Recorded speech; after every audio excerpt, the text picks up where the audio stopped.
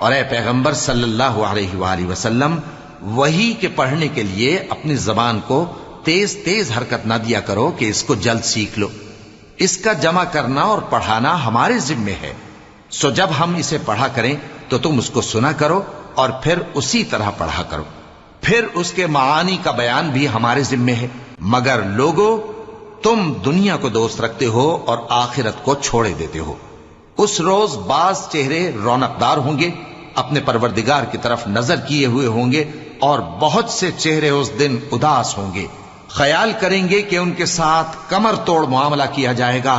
ہاں، جب جان گلے تک پہنچ جائے اور لوگ کہنے لگیں اس وقت کون جھاڑ پھونک کرنے والا ہے، اور اس جاں بلب نے سمجھا کہ اب جدائی کا وقت ہے اور پنڈلی سے پنڈلی لپٹ جائے، اس دن تجھ کو اپنے پروردگار کی طرف کھینچے چلے چلنا ہے. پھر ایسے مغرور نے